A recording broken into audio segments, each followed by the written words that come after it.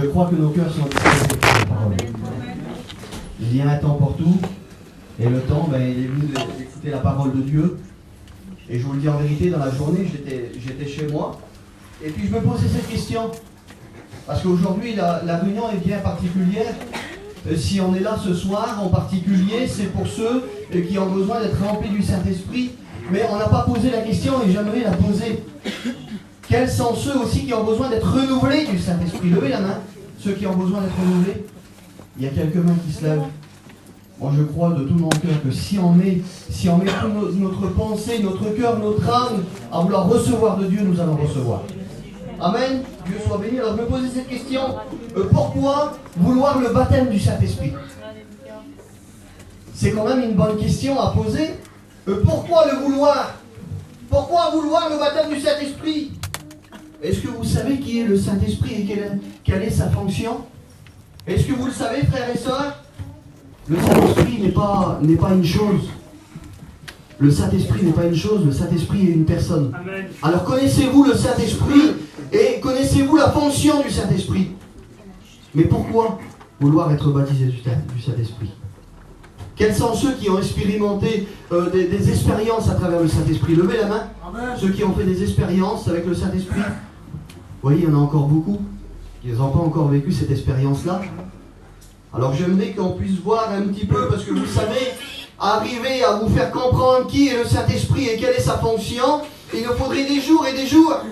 Et je vous le dis en vérité, je suis un jeune prédicateur, j'ai peut-être pas la capacité de vous faire comprendre ce que les anciens vont vous faire comprendre. Mais une chose est sûre, c'est que ce que Dieu a mis sur mon cœur ce soir, j'aimerais vous l'apporter. Amen. Dieu soit béni. Amen. Alors vous savez, avant d'être baptisé du Saint-Esprit, on doit apprendre à le connaître. On doit apprendre à connaître qui est le Saint-Esprit. Et vous savez, frères et sœurs, si un jour, pour la plupart, on a accepté le Seigneur, c'est parce qu'on a reçu un petit quelque chose de Dieu, on a reçu peut-être une bénédiction, ou peut-être une onction sur nous, et on a voulu apprendre à connaître qui était Dieu, qui était Jésus. Et pour apprendre à connaître qui était Jésus, alors on a vu des moments un peu intimes avec Jésus. Et lorsqu'on a appris à le connaître, et un petit peu plus loin, on voit qu'on a fait quelque chose. Parce que lorsque nous avons connu Jésus, on a aussi connu Dieu. Et c'est ce que Jésus a dit un jour à Philippe. Il a dit, celui qui m'a vu a vu le Père. En quelque sorte, celui qui a connu Jésus connaît aussi le Père. Mais un petit peu plus loin, il y a quelque chose. Parce que nous avons connu Jésus, parce que nous avons connu Dieu, parce qu'on a une vie avec lui et qu'on vit par lui, alors on se doit de faire quelque chose. On se doit de lui obéir. Et l'acte d'obéissance, elle a été ici. On est passé par le baptême. Mais on ne peut pas demander à un converti d'un seul coup comme ça de venir et puis qu'on le baptise. Non, il faut qu'il ait fait sa propre expérience. Avant d'être baptisé du Saint-Esprit, il est bon de savoir qui est le Saint-Esprit. Il est bon de savoir, d'apprendre à le connaître. Lorsque Jésus a dit ces mots, lorsque vous m'avez vu, vous avez vu le Père. Ça se trouve dans Jean chapitre 14 au verset 9. Pour ceux qui veulent les références. Mes frères et sœurs, vous savez que on doit connaître le Saint-Esprit, on doit avoir un petit vécu avec lui avant de lui demander parfois des choses. Vous allez vite comprendre. Jason maintenant je le connais un peu mieux, mais au départ je ne le connaissais pas très bien. Et si j'avais eu besoin de quelque chose, ça aurait été dur de lui demander puisque je ne connaissais pas si bien que ça.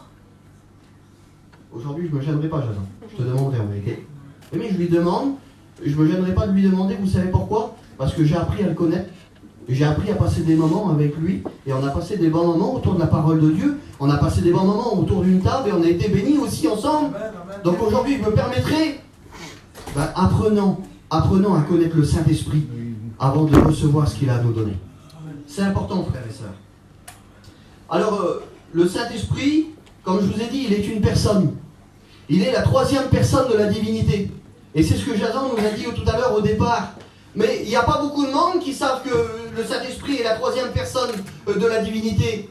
Tout le monde croit que c'est une personne qui est bien plus bas que Dieu le Père et Jésus le Fils. Mais laissez-moi vous dire que la troisième personne de la divinité fait partie des trois. Ils sont tous les trois ensemble. On ne peut pas les dissocier, frères et sœurs. Ils sont à une hauteur où on ne peut pas les dissocier. Et puis écoutez, c'est important de poser cette question-là. Qui est le Saint-Esprit? Il n'est pas simplement une puissance. Il n'est pas simplement une force venant de Dieu. Il n'est pas simplement une bénédiction qui nous est accordée. Le Saint-Esprit est bien plus que cela. Il est bien plus que cela, frères et sœurs. Le Saint-Esprit, il est divin. Lorsqu'on regarde la parole de Dieu, le Saint-Esprit, il est divin. Le Saint-Esprit est Dieu. Alors, il n'est pas Dieu au sens du Père, mais j'aimerais vous le faire comprendre.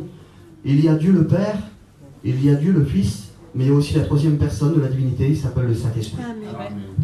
Le Saint-Esprit, il est Dieu. Et écoutez, le Saint-Esprit possède les mêmes attributs. Il a des attributs divins. Et lorsqu'on parcourt la parole de Dieu, excusez-moi de l'expression, mais elle a un peu un GPS pour notre vie, qui vient nous guider, nous faire montrer ce que Dieu a vouloir à nous faire voir. Vous voulez que je vous parle des attributs du Saint-Esprit? Ouais. Alors écoutez, j'ai pris un premier attribut, et le premier attribut, c'est l'omniscient. Alors qu'est-ce que ça veut dire l'omniscient? Je ne vais pas vous laisser sur des mots compliqués, ça ne servira à rien, mais l'omniscient veut dire il sait tout et il connaît tout. Et on le regarde, lorsqu'on regarde dans 1 Corinthiens chapitre 2 au verset 10 jusqu'à 13, on voit que le Saint-Esprit c'est celui qui va aller sonder les profondeurs de Dieu.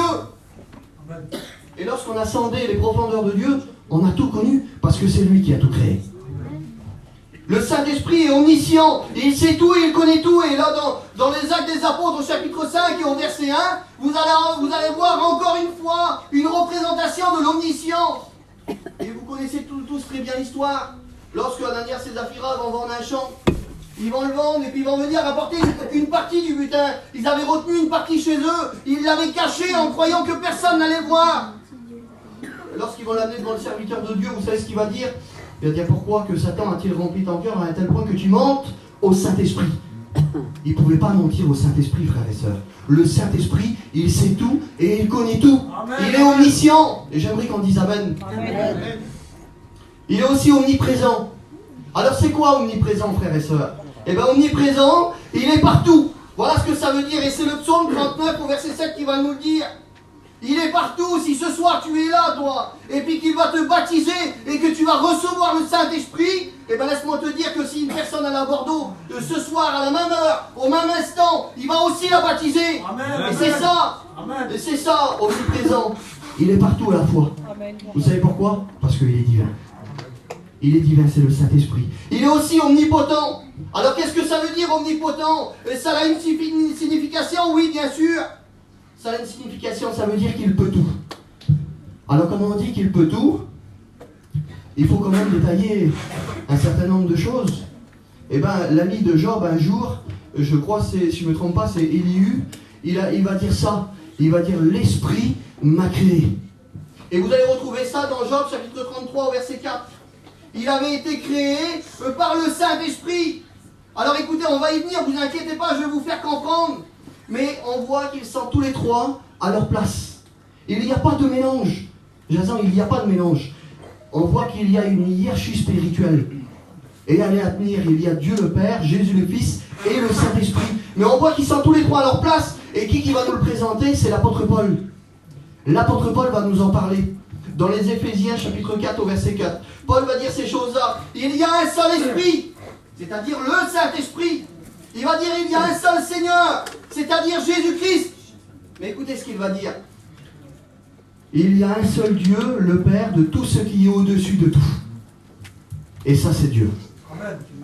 Et on voit les trois personnes là qui sont chacun à leur place, frères et sœurs. Mais on voit que le Saint-Esprit n'est pas dissocié du Père et du Fils. On voit qu'ils sont ensemble pour faire les choses. On voit que lorsqu'ils ont créé, ils étaient ensemble. On voit que lorsqu'au moment, on est béni, on sait que si nous sommes baptisés du Saint-Esprit, c'est parce que Jésus nous baptise du Saint-Esprit. Mais pourquoi aussi? Parce que Jésus, un jour, il a dit ça, il a dit, il est avantageux pour vous que je m'en aille, afin que je puisse demander au Père qu'il vous envoie. Jésus intercède pour nous auprès du Père, frère et sœur. Il est celui qui intercède pour nous, mais celui qui nous baptise du Saint-Esprit, c'est Jésus-Christ. Alors laissez-moi vous dire qu'ils sont tous les trois créateurs. C'est ce que j'ai marqué ici. Ils sont tous les trois créateurs. Et la première création, on la voit, c'est Dieu qui l'a fait. Est-ce qu'il y aurait quelqu'un qui connaît, mis à part les serviteurs, est-ce qu'il y aurait quelqu'un qui sait quelle est la première création? Levez la main pour celui qui sait. C'est pas vrai. Vous savez pas c'est quoi la première création? C'est quoi, fille? La lumière. Non. Siffle-le pas. La première création, c'est les anges. Ça n'a pas été le ciel et la terre. La première création, c'est Dieu qui l'a fait, et c'est les anges. Il a créé les anges afin qu'ils sont là pour l'adorer et le louer nuit et jour. Ils sont là pour l'adorer sans cesse. Et vous retrouverez ça dans les psaumes, chapitre 148 au verset 5. Et on voit qu'il va y avoir une autre création un peu plus loin. Et on appelle ça la création de l'univers, Jason. Et c'est là où que Jésus va créer le ciel et la terre. Mais la Bible dit qu'avant qu'il sépare le jour et la nuit, avant qu'il sépare les eaux d'en haut et les eaux d'en bas, la parole dit que l'Esprit de Dieu se mouvait au-dessus des eaux. L'Esprit de Dieu se mouvait au-dessus des eaux. L'Esprit était là pour créer. L'Esprit était là pour mettre chaque chose à sa place. Parce que l'Esprit était avec Dieu le Père et Jésus le Fils. Amen. Dieu soit béni. Et on voit que le Saint-Esprit est déjà là au début. Au début de la création, on voit que le Saint-Esprit est déjà là.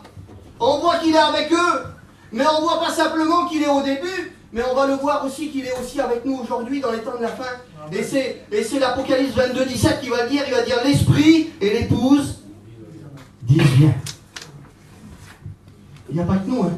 Il n'y a pas que l'Église, il n'y a pas que vous qui n'en peut plus, qui voyez de vos yeux les souffrances de tout le monde, et puis que vous n'en pouvez plus de la vie de cette terre qui est toujours à recommencer, que vous dites Seigneur reviens, l'épouse elle dit viens, elle aspire à ce que Jésus revienne, non mais il n'y a pas que vous.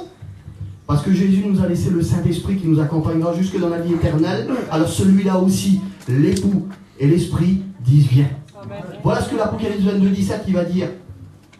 Et on va voir qu'après ces choses-là, après que Dieu avait créé l'univers, le ciel, la terre, tout ça, il y a une autre création qui va être faite.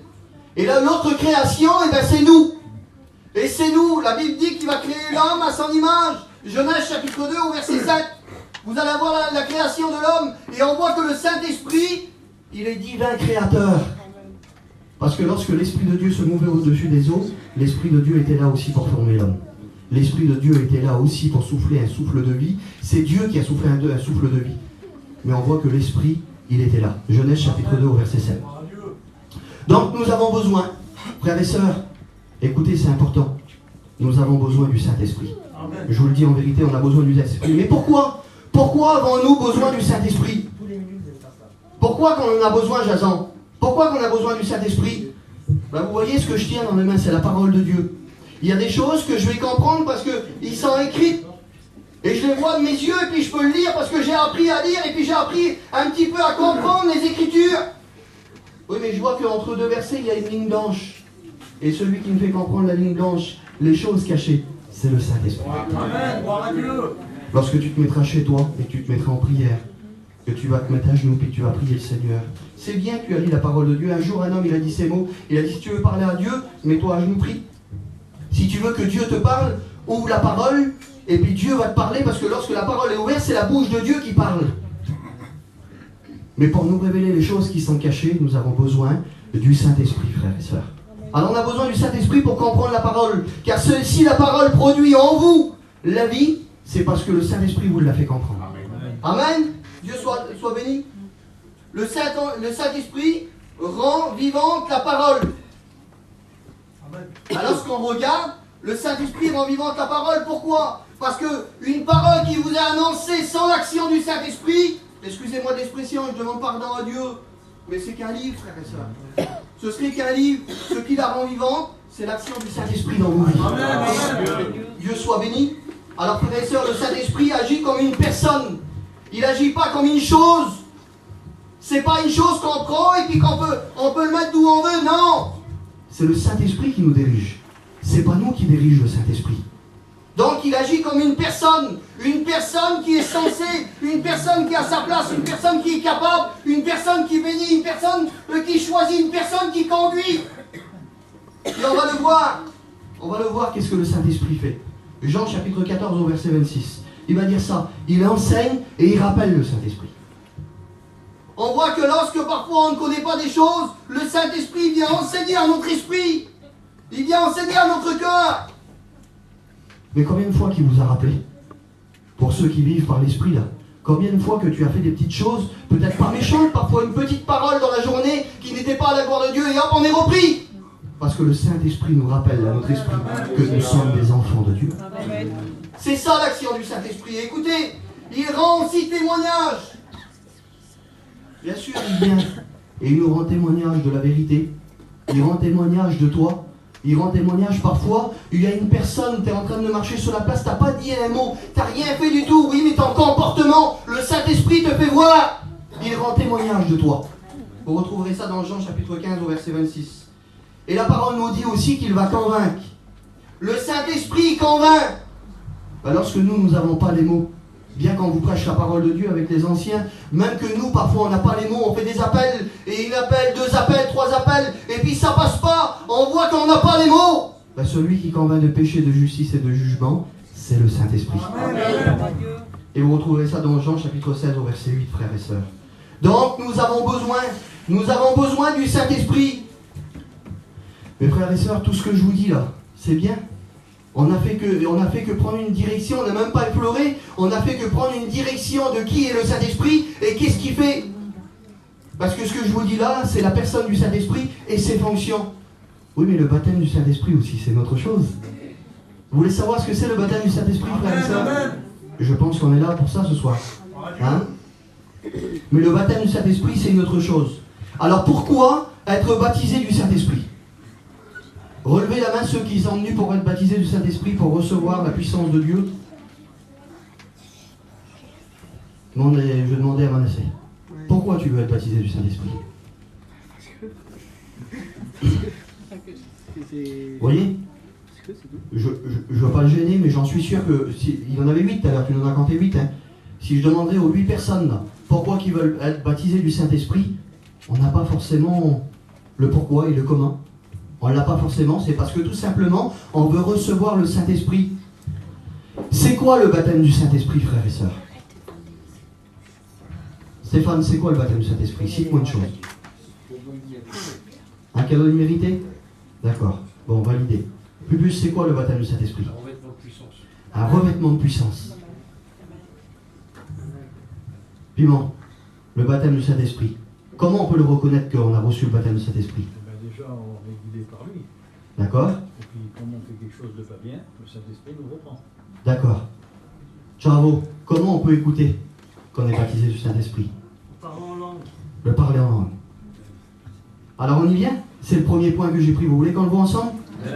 Celui qui est baptisé du Saint-Esprit, le baptême du Saint-Esprit, c'est le parler en langue.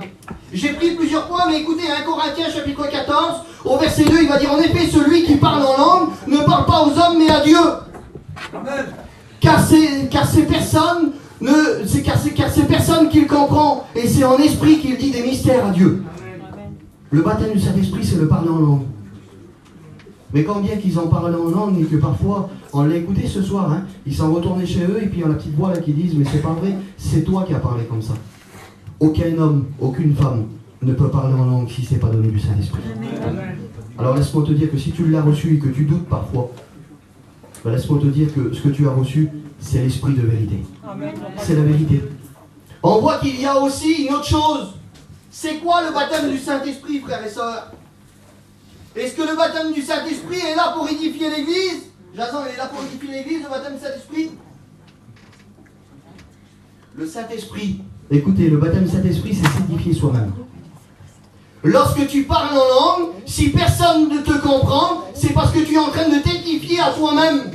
Écoutez, 1 Corinthiens chapitre 14, au verset 4, il dit, celui qui parle en langue s'édifie soi-même.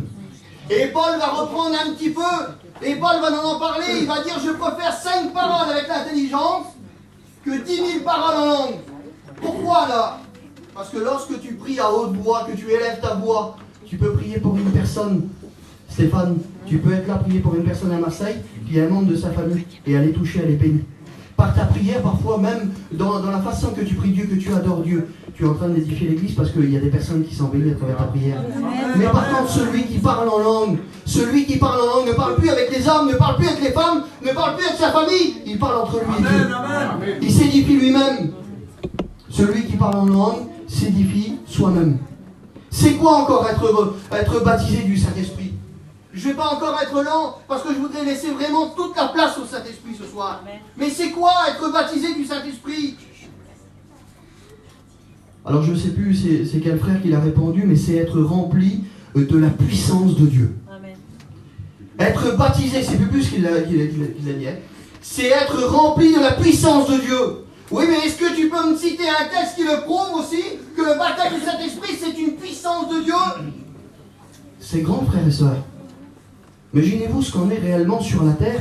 On est 3 fois rien et on peut recevoir dans notre cœur, dans notre âme, la puissance du Dieu vivant, Amen, celui amen, qui est dans les cieux. Amen. T'as un texte pour nous le citer? Bien sûr que j'ai un texte. Écoutez, c'est les Actes des Apôtres, chapitre 1, verset 8, il dit: mais vous recevrez une puissance, le Saint-Esprit survenant sur vous, et vous serez mes témoins jusqu'à Jérusalem. Amen. Quelle beauté, Seigneur. C'est-à-dire comment on le reçoit là. C'est pas pour le garder juste pour nous. Lorsqu'on reçoit le baptême du Saint-Esprit, c'est pour être aussi des témoins au dehors. Amen. Lorsque tu sors dehors, demande-le pas juste pour toi personnellement. Parce que la Bible dit ces mots-là, vous avez demandé, mais vous n'avez pas reçu. Parce que vous avez demandé dans le but de satisfaire votre chair. Vous avez mal demandé. Il va dire: demandez en mon nom. C'est quoi qu'on demande au nom de Jésus? Eh bien, nous pouvons demander le baptême du Saint-Esprit. Parce que c'est Jésus qui nous baptise du Amen. Saint-Esprit. Amen. Amen. Amen. Dieu soit béni. Amen. Alors si on reçoit, frères et sœurs, un jour les apôtres ils ont dit ça, on a reçu gratuitement, alors donnons gratuitement. Lorsque tu reçois, partage-le les bénédictions autour de toi. On sait si bien parfois faire part des besoins, faire part des cas qui sont à 1000 km là-bas là. Et quand on ne sait pas c'est qui il prie, tu prieras pour un tel. Oui, mais lorsque tu reçois une bénédiction ici que tu sors, est-ce que tu le dis autour de toi? Est-ce que tu racontes la bénédiction que tu as réellement reçue dans l'église de Dieu ou chez toi, à genoux, dans ta chambre, là où tu as été baptisé du Saint-Esprit? La sœur qui a été baptisée tout à l'heure, elle a dit qu'elle était baptisée dans une auto là. J'ai été aussi baptisé du baptême du Saint-Esprit dans une auto. Moi. Je sais ce que c'est, mais je vous le dis en vérité que souvent je le témoigne. J'aime bien. C'est qui? Patricia? J'aime bien le témoigner, moi. Vous savez pourquoi? Parce que j'aime bien rappeler la puissance de Dieu qu'elle n'est pas simplement dans ce lieu-là, mais elle est aussi au dehors. Elle nous accompagne, elle nous conduit. Elle nous conduit et elle nous bénit. Alors c'est quoi le baptême du Saint-Esprit, frères et sœurs? Et c'est quoi? Et c'est aussi une porte pour accéder aux dons spirituels. Voilà c'est quoi le baptême du Saint-Esprit. Et je ne sais pas si vous avez bien retenu, mais on revient un petit peu sur la prédication à Jason l'autre jour, qu'il a prêché sur les dons spirituels et qui les a détaillés. Comment accéder à ces dons spirituels que Dieu a préparés? Nous accédons lorsque nous sommes baptisés du Saint-Esprit. Alors on revient sur la prédication à Jason, 1 Corinthiens chapitre 12 au verset 11, il dit: un seul et même esprit opère toutes ces choses, les distribuant à chacun en particulier comme il veut. C'est-à-dire que c'est pas nous qui choisissons. C'est pas toi qui choisis. Tu ne peux pas choisir le temps où que Dieu doit te baptiser du Saint-Esprit. Tu ne peux pas choisir ce temps-là. Il faut que tu laisses le temps de Dieu agir. Amen. On ne décide pas. Bien que je l'ai dit plein de fois, je vais le redire encore. Un jour, je me trouvais à Languio. C'était loin de là, j'étais tout jeune. J'avais peut-être l'âge de mon petit garçon qui est parmi nous ce soir. J'avais 10, 12, 13 ans à peu près. Et je voyais tous mes petits copains là, qui parlaient en langue. Et puis, je voulais être baptisé du Saint-Esprit, moi. Je voulais être béni aussi, moi. Et puis là, je rentrais dans tous les réunions, je faisais tous les réunions qu'il y avait à faire. Les réunions du soir, à 8h, je les faisais, les réunions de Jeanne, je les faisais, et je demandais, je ne recevais pas. Puis d'un seul coup, j'ai compris quelque chose. J'ai compris que je venais devant Dieu pour demander quelque chose, juste pour me satisfaire à moi. J'attendais pas le moment que Dieu avait choisi. Et un jour, un copain, je vous le dis en vérité, qu'il était vraiment dans le monde. Un peu plus vieux que moi, parce que j'ai toujours traîné avec des garçons qui étaient plus vieux que moi. Et puis ce garçon qui était bien plus vieux que moi, là, il s'est retrouvé là aussi, dans le même pays, sur la même place. Et c'était, excusez-moi de l'expression, mais c'était un garçon qui était de Paris, c'était un drogué. C'était un drogué, mais pas comme vous croyez, je vous le dis en vérité, il faisait les mille misères. Et ce jour-là, il se retrouve à Longwy, sur la même place, il sort de la réunion, et c'est un chrétien. C'est un chrétien, tu sais ce qu'il me dit, Stéphane? Il dit: t'es pas baptisé du Saint-Esprit, toi? Ben il dit: viens. Il dit: viens voir, dit: suis-moi. Il rouvre la porte de l'auto là, vraiment elle était vieille. Seigneur, vraiment elle était vieille. Je sais même plus c'était quoi comme auto tellement qu'elle était vieille. Mais il dit: viens voir, il dit: on va rentrer là, viens voir. Il dit: on va s'asseoir, et puis il dit: ici là, moi j'ai été baptisé du Saint-Esprit. Il dit: parce que j'ai mis tout mon cœur. Et on a commencé à prier, j'étais tout jeune. On a commencé à prier, et puis d'un seul coup, il a dit, donne-moi la main. Et puis, dans mon cœur, c'était, même que j'étais tout jeune, c'était simple. Jason, je savais qu'il fallait être en communion et en accord pour recevoir de Dieu. Alors je lui ai pris la main, on l'a levé tous les deux vers Dieu. Puis j'ai commencé à demander. Puis j'ai dit, Seigneur, tu me le donneras comme toi tu voudras. Et au moment où j'ai dit ça, Jésus m'a baptisé du Saint-Esprit. J'ai reçu le baptême du Saint-Esprit. J'étais rempli dans l'auto, je ne voulais plus arrêter. J'ai rentré chez moi, lorsque je marchais, j'avais encore les larmes qui coulaient sur le visage. Je me suis couché, puis je parlais en langue. J'ai été béni, rempli du Saint-Esprit. Parce que lui, il avait décidé que c'était le moment-là. Et laisse-moi te dire que si ce soir, il a décidé, et je crois que pour certaines personnes, il a décidé de te baptiser, tu seras baptisé. Amen. Tu seras rempli. Alors pour avoir les dons spirituelles, il faut être baptisé du Saint-Esprit. Il faut quoi encore? Et c'est quoi encore le baptême du Saint-Esprit? Et c'est quoi encore? Vous voulez qu'on va un petit peu plus loin, l'église? Vous voulez qu'on apprend encore c'est quoi le baptême du Saint-Esprit? Eh bien je vais vous le dire, c'est aussi être conduit. Bah oui, mais on voit qu'aujourd'hui, une personne qui se fait conduire, mis à part aller qu'elle n'a pas de permis, on voit celui qui se fait conduire, c'est celui qui est réellement bien âgé. Bien âgé et qui ne peut plus conduire lui-même, alors il faut être conduit. Que nous sommes tout jeunes, que nous sommes un petit peu plus âgés, ou que nous sommes bien âgés, nous avons besoin d'être conduits par le Saint-Esprit. Alors c'est quoi? Et c'est aussi être conduit, mais ne plus conduire, ne plus prendre de décision.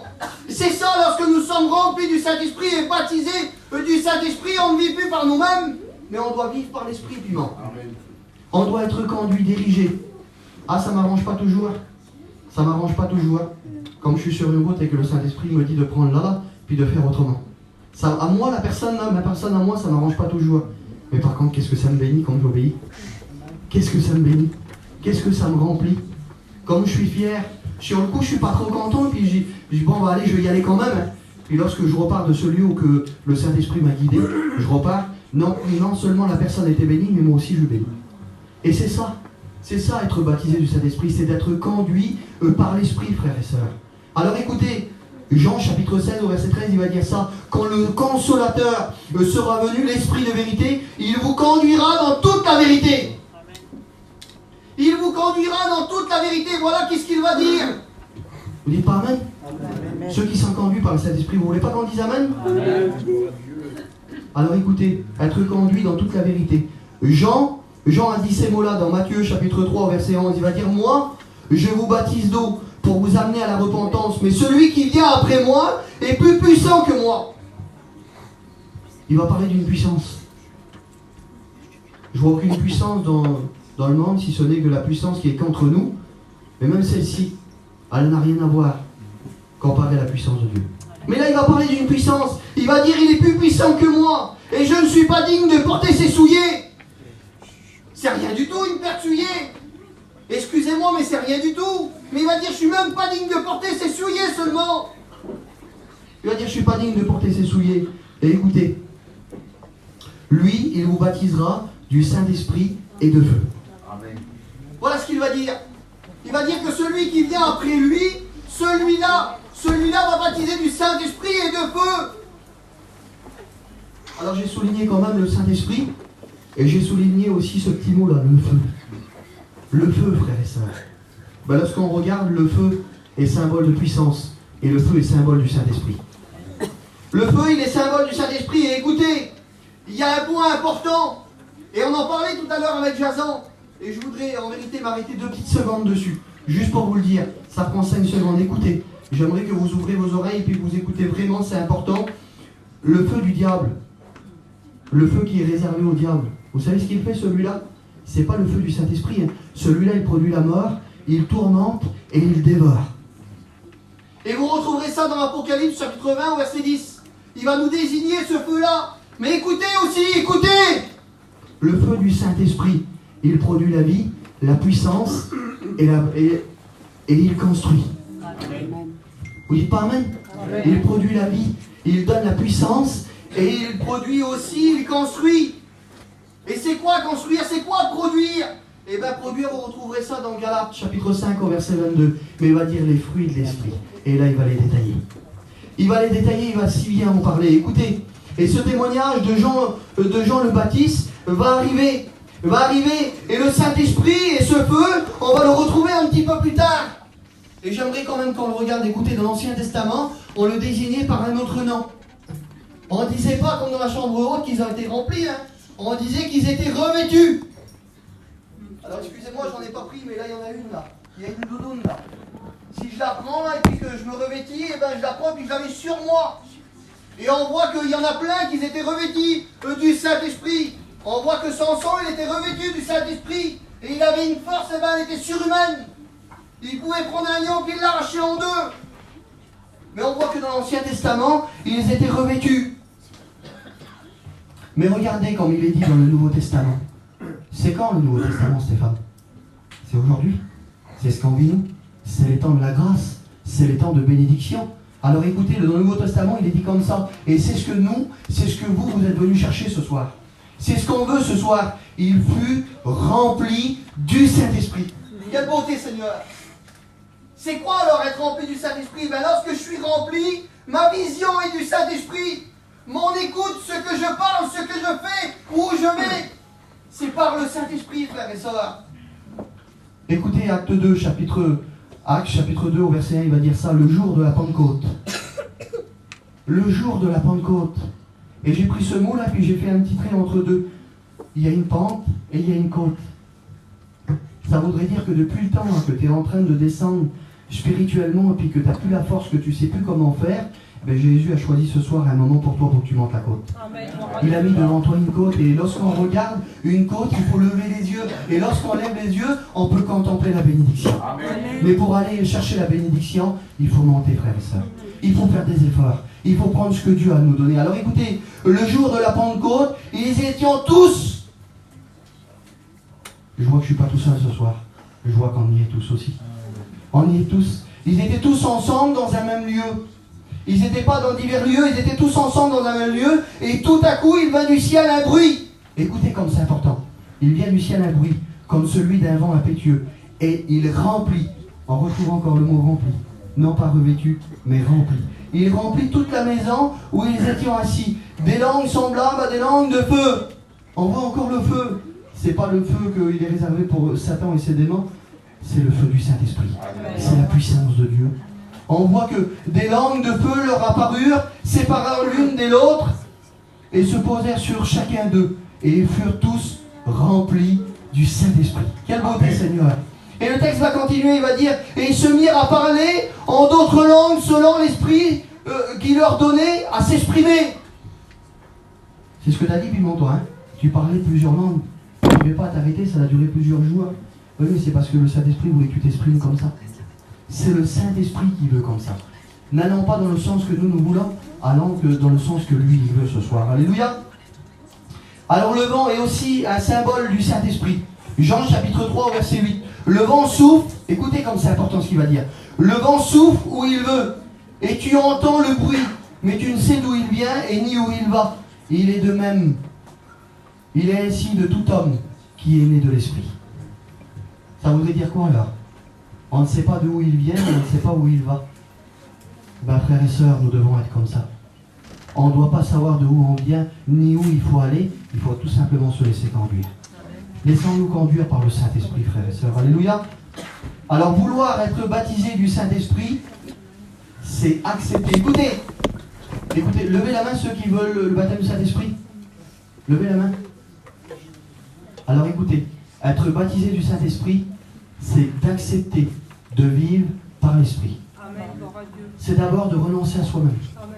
Lorsque tu renonceras à ta propre personne à toi, et on voit un jour, écoutez, ça me vient à l'esprit, on voit que Élisée, lorsqu'il va traverser le Jourdain, il est avec Élie va lui poser une question, il va dire, demande-moi ce que tu veux que je fasse pour toi, avant que je sois enlevé d'avec toi.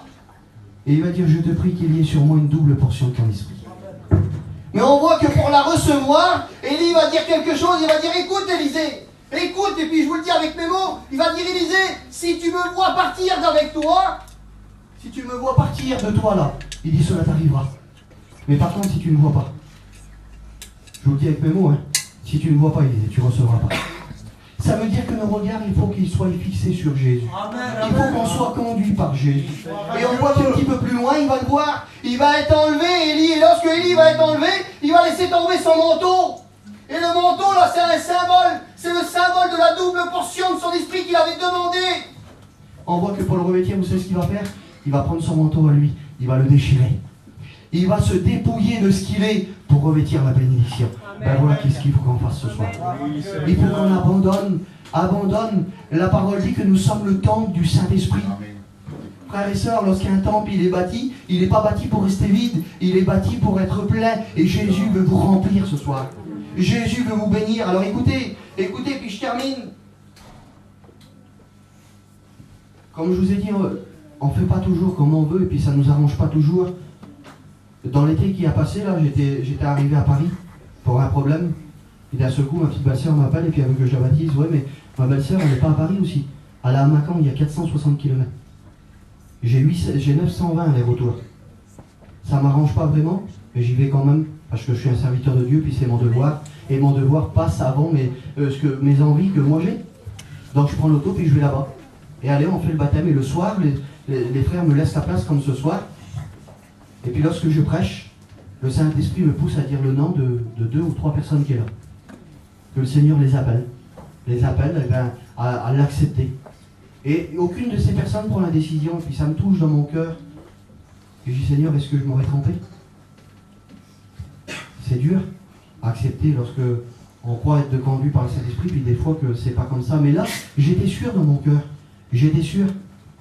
Puis la réunion se termine, et le lendemain, je dors une nuit là-bas, puis le lendemain, avant de partir, je fais un petit déjeuner vers ma belle-sœur, on déjeune. Puis là, d'un seul coup, le Saint-Esprit parle à mon cœur. Le Saint-Esprit parle à mon cœur, il faut que je vais revoir l'une des personnes que j'ai citées sans nom. Il ne faut pas que je parte du lieu sans que cette personne elle soit convertie, sans qu'elle a reçu Jésus-Christ. Et comment faire? Il y a un combat, j'ai de la route à faire, j'ai encore 460 km, je suis loin de chez moi, je suis fatigué, on est dans le problème parce que je viens de perdre ma petite cousine. Mais oui, mais ça m'arrange pas! Ça m'arrange pas et ça t'arrangera pas toujours! Mais j'obéis aussi. J'obéis. C'est un feu qui tombe du ciel tellement qu'il fait chaud. Ce qu'on respire là, c'est de l'air chaud. Il sent un Mâcon dans une ville de Tchétchène. La place là, elle est remplie de poussière. Vous ne pouvez pas faire 10 mètres que la poussière elle monte comme ça, comme si on était à Gien. Les clims des campings ne tiennent pas. Mais j'arrive en dessous son avant. Vous savez ce qu'il fait lui? Il sort un verre d'eau frais. C'est pas rien. Et je commence le petit verre d'eau. Et tu sais, en me donnant le petit verre d'eau là que tu le donnes à Jésus. Parce que Jésus, il a dit, lorsque vous ferez ces choses-là, à l'un de mes plus petits serviteurs, c'est à moi que vous faites. Et je commence à ça. Et puis d'un seul coup, j'arrête, je regarde. On est à Mâcon, dans une ville de Tchétchène, c'est rempli de poussière. On n'arrive plus à respirer tellement clair les choses. J'en bois juste un petit verre d'eau en dessous de ta toile. Je te pose une question, tu voudrais pas accepter le Seigneur? Il se met à pleurer, ben d'ici, il dit, j'accepte le Seigneur. Vous croyez que ça vaut le coup? Vous croyez que ça vaut le coup d'écouter le Saint-Esprit, vous? Mais attendez, ça va bien plus loin. Ça va bien plus loin. Quand il me dit oui, je prie le Seigneur, vous savez ce qu'il me dit? Il dit sur le message hier, il dit j'ai pleuré toute la nuit. Il dit toute la nuit, il dit j'ai pleuré sur le message. Vous savez pourquoi? Parce que 3 jours avant, lui il avait dit si le Seigneur m'appelle par mon nom, il dit je me baptiserai. Ouais. Imaginez-vous, je suis à Paris, je fais 800, je fais 920 km aller-retour, moi je le sais pas. Oui mais le Saint-Esprit il me guide dans toute la vérité. Et lorsque j'ai été obéissant à la voix du Saint-Esprit, le Seigneur il a béni. Alors écoutez, 2 Corinthiens chapitre 1 au verset 22, il va dire ça. C'est lui aussi qui nous a marqués de son sceau, nous reconnaissant comme sa propriété, à qui a fait habiter dans nos cœurs son esprit comme gage des biens à venir. C'est-à-dire que lorsqu'on reçoit le Saint-Esprit, nous sommes marqués, frères et sœurs. On ne peut plus se cacher, on ne peut plus vivre comme on veut, on ne peut plus faire qu'est-ce qu'on veut, on ne peut plus dire qu'est-ce qu'on veut. On marche, c'est par l'Esprit. Alors, écoutez, c'est 1 Corinthiens chapitre 6, verset 19. Ne savez-vous pas que votre corps est le temple du Saint-Esprit? Laisse-moi te dire, c'est que si tu as été créé, c'est pour recevoir le Saint-Esprit.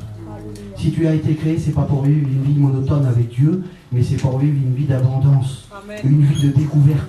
Et celui qui nous fait découvrir, c'est le Saint-Esprit. Alors vous voulez qu'on courbe les francs, qu'on lui laisse sa place?